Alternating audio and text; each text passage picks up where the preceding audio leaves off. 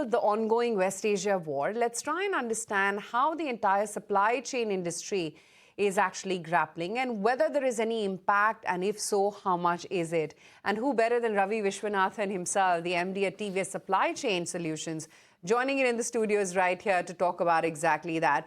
Ravi, great to have you today in the studios here at ET Now. Thank you. Tell me how the Middle East operations or disruptions, if I can say that, are impacting your operations and for the overall industry as well, because you would perhaps have the best grip right now to tell us what the situation on ground is. Right. So let me try to answer this first from a company perspective. Sure. From a TVS supply chain perspective, we don't see any structural disruption, meaning our business has very little dependence geographically and even commercially on in the Middle East. So we do very little business in the Middle East. And therefore, when I look at the performance in Q4, our volumes are intact. In fact, pricing is a little bit higher thanks to the cost going up.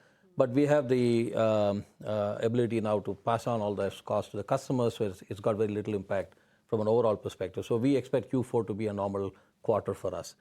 But if I look at it on a broader perspective, what's happening is time it takes for the shipments to now transit and go to Europe and the US, especially from this part of the world.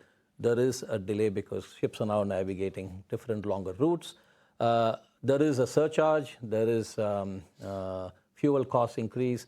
And insurance as well, right? And insurance. So all that has an impact on cost and therefore pricing. So far, volumes are intact. What we are seeing, interestingly, is that manufacturers in India, especially in the sectors that we operate in, which is industrial, automotive, pharma, and alternate energy, they are ramping up production to meet for this lag that's being created thanks to the delay in shipments. So we are seeing a small spike in the supply chain business. So actually what we see from the non-freight business on the core supply chain side, we see India actually doing extremely well for us. You know that we had reported about a 4.5% sequential growth in Q3. We expect Q4 to be even better than that. Sequentially, and on a year-on-year basis, we expect that to be a double-digit growth, given what we are seeing. Order book is pretty good. Conversions have been very good.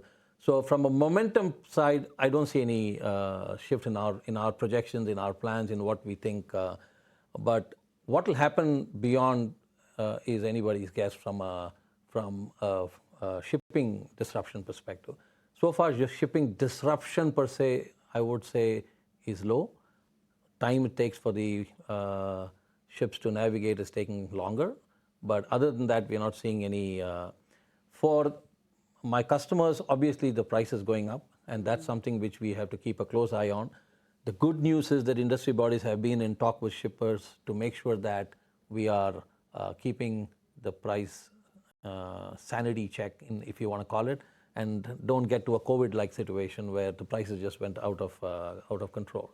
So all in all, I would say that it's been extremely well managed, and as I sit in Q4, very comfortable where I see the company and also from a disruption. What happens in Q1, hopefully things that are happening now, yes, it's volatile, but there is some good news and there is not so good news, so it's going up and down. Hopefully it'll get better as we progress into Q1. Ravi, you suggested Q4 was materially stronger than Q3. Is that because of these disruptions that are playing out and you're probably reaping benefits of that? Or is it just general business momentum which is sustainable? I'm trying to get a sense. A great question. I think it's absolutely the business environment. The manufacturing, the supply chain business here is something which when we see our order book, these order books didn't happen because of this. Many of these order books have converted, and that's the momentum that we're seeing. So what we're seeing is really India showing spectacular differential growth when I look at it from a global perspective. So if I look at my global business, I can see India clearly leading towards a double-digit sequential growth if possible, right? So we still have to close the March books, but the trends are that it's going to be significantly better than what we did in Q3 as far as India is concerned. And you do integrated supply chain management for a lot of your clients. Is there a differentiated behavior, if I can ask that, as a result of everything that's playing out? Is there something different that clients are now seeking, trying to kind of insulate themselves from all the supply chain shocks that are playing out? Clearly, we are working with a lot of our customers on sourcing and procurement, and we are trying to see if there are alternate, places where we can source, alternate routes that we can plan, given our global nature. So we are working closely with our customers, not just on the production side, but also on the freight movement side. Clearly, the integrated supply chain story plays out very well. Customers do look. Even now, I was on a call with a customer who says, the differentiation is really the global ability of the supply chain business that we run. So yes, absolutely, the integrated supply chain portfolio as such is a strength for the company.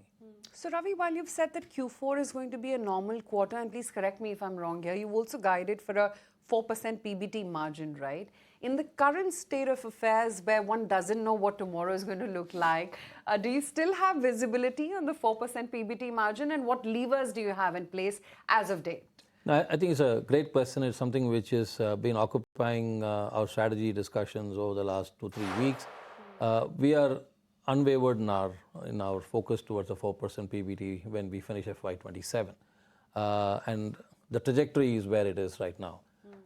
As I see the trajectory, I shouldn't doubt it, but things are cloudy. So the first thing for vision is that you need to have clarity. And right now we are focusing on the clarity part, right? So the clarity is what we see in Q4, what we are seeing in Q1, and then we got to wait for this dust to settle. It is a very large piece of, It's a cloud of dust. Absolutely. And we need this to settle. But we are unwavering in our aspiration to get to 4%. Our trajectory is on the right trajectory, but there are elements which are, I would say, we need to watch out. The good thing is we have made a lot of structural changes, cost changes.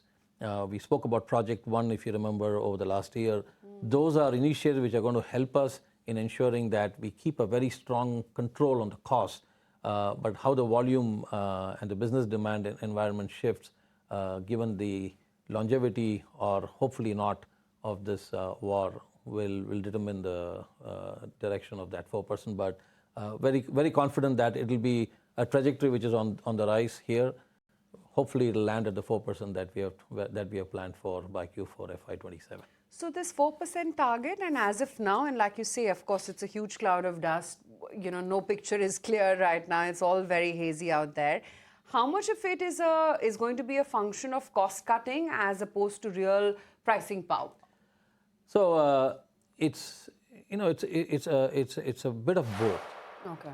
If the war situation continues, then we expect the freight business to suddenly start showing us a different color, because pricing is going to be definitely higher. Shipping companies will not be able to take and there would be an upside to that. And that's not a great upside to have, because it'll have a detrimental impact on the other side of the business. So it's a bit of a balance between the freight business and the supply chain business. And what we saw as the freight prices went up, export businesses kind of contracted because you're not going to be competitive. So it's a bit of both. Obviously, we want the production side of the business to be pumping more, and that we are seeing that going up, and that brings a linear shift into the shipping business, not the other way around. But it's a bit of both. But I think cost measures are things that we have already taken. Put in place. And I think that will hold us in very good stead. But the 4% is not now going to be dependent on cost, because we have come to a place where we have taken a lot of cost out. And from now on, it's really about the efficiency, the productivity, and the ability for the business now to get the volumes at a lower cost, and therefore driving the leverage up. So that's really what's driving the 4%. You seem comfortable with that 4% kind of guidance for FY27, despite everything that's playing out. Broadly, you seem comfortable with that. Talk to us about what beyond, because some of your global competitors do far higher margins. True. I'm trying to get a sense as to what's the trajectory you take beyond the 4% and beyond FY27. Yeah, I think the company's focus is definitely to hit the global benchmarks and get better. I would say the next 5-year plan would be to get to that global benchmark and to get to that rightfully aspirational role of being amongst the top 50 supply chain companies in the world. And for that, you need to be in that profile. given the, we worked with close to about 100 Fortune 500 companies. And that gives us the ability for us to drive volumes, drive cross-selling, and also bring in a lot of the integrated supply chain portfolio into play. And that's what we've been doing. So as we look beyond into the next 5 years, clearly that's the opportunity. And there's a clear roadmap for us to get to a margin number which is closer to what I would like to call the peer group as we get to that place. Ravi, you are at a perch where you perhaps have a great handle on the way the world economics is moving as well. If the war is going to get prolonged, and who knows, it may, do you sense that the globe is going to slip into a recession? Well, I wouldn't want to be the doomsday prophet, but obviously it'll have an impact on the economy, simply because the oil prices are going up, energy costs is going to go up, the cost of production will go up, and whether the consumption therefore will keep in line with that kind of a situation where prices are going to go up is anybody's guess, right? So I think the war is not going to help. The early end to the war would obviously do a lot of good. It will continue with the business plans for most of our customers and therefore for people like us. Whether it would be a depression, I hope not, and I don't see that. But it will have an impact. No two things about it on the overall economic outlook. Okay. Ravi, last off, just trying to wrap this up. You've got a couple of order wins that have come your way. What does that add for you in terms of top line, and what helped you stand out to make those wins? Give us a sense. Yeah, clearly what stands out is our integrated supply chain portfolio. Right. The ability for us to be a value add to the manufacturing production, and also being able to then take it to the markets for our customers as one integrated player is a key. The other thing is really about the ability for the company to bring in technology into most of our solutions. And that's really what differentiates us in the marketplace and helps us win. And that's something which we'll continue to focus on. Ravi, so good chatting with you today. Thank you so much for taking the time out and speaking with us so candidly. Thank you. Well, so far so good.